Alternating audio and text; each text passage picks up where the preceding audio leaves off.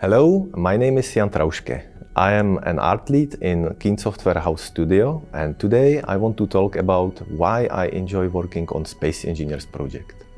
One of the main reasons is the great freedom we have. Usually the artists are given some simple, or not always simple, but some task, and they are responsible for the assets from the start to finish. The artists are usually given a task and some requirements. It's usually something like the need for creating a conveyor port, access port, some display, or some sub-object. For example, it can look something like this.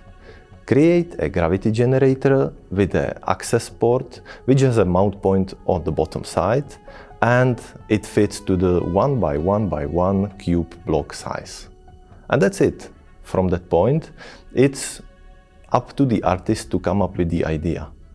Of course, there is some need for the iteration and discussion between the other artists, designers, and art lead to maintain the visual style of the game. From my experience, it can be quite challenging to create something from scratch, especially when you are starting on a blank page and you have nothing. These times, you really appreciate good references and getting inspiration from places like Pinterest or ArtStation. I can tell you that I can spend hours browsing through these places and admiring other people's work.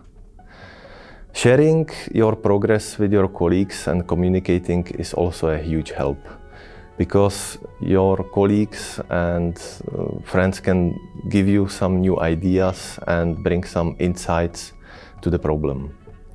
Generally, the best looking models are those where you have to fight a little bit. And these times are also the times when you grow the most and improve your skills the most.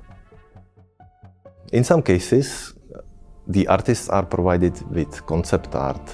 This is a great opportunity because at that point the artists are not required to come up with everything from scratch, and they can just follow the ideas of the concept artists.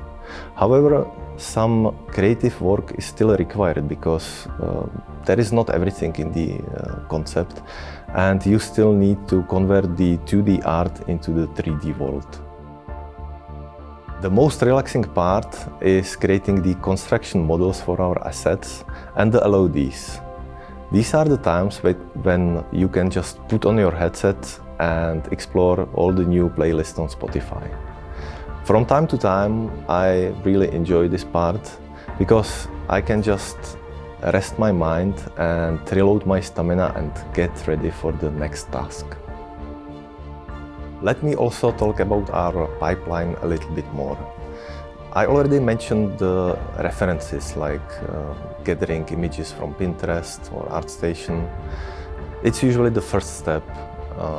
The talented artists who know how to work with the 2D can start with creating just some simple 2D art for, putting the ideas on the paper. If that's not your cup of tea, you can start with a simple blockout in the 3D software already, which is also very powerful. This is actually the next step, creating the blockout, so you can really quickly iterate and show the progress to other people, like our design team, so they can quickly put it to the game and test it and see if everything works. After this is done and the blockout is checked, you know that everything works as it should, you can continue adding some additional details and actually working on the final art already. Usually you start just with the shapes. You are starting with the biggest shapes and working through the medium shapes to the small tertiary shapes. When that's done, or usually even during this process, you apply the materials so you can see how it looks. And then the last part is adding some details, and that's a nice thing in the Space Engineers project, is because we use decals We don't have to create some complicated unwraps for our models and then paint it inside some other software like Substance Painter. We can do everything in 3ds Max using our decals library. So how that works? We have the main model, and on top of this main model we have a floating geometry which floats a few millimeters above the surface, and you have the details there, like you can imagine some bolts or panel lines or stickers or any kind of details you need. We have quite a large library for that.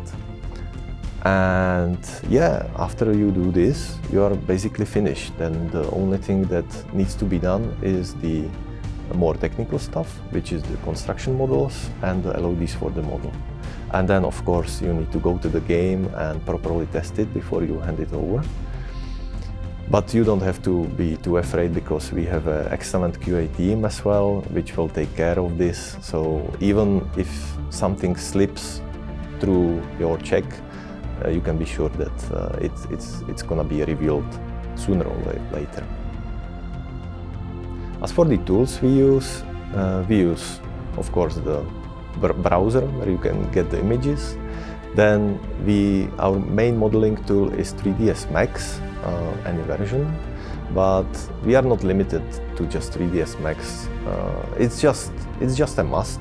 Some things need to be done in 3ds Max, but the first phases can be done in any other software like Maya or Blender. Doesn't matter that much.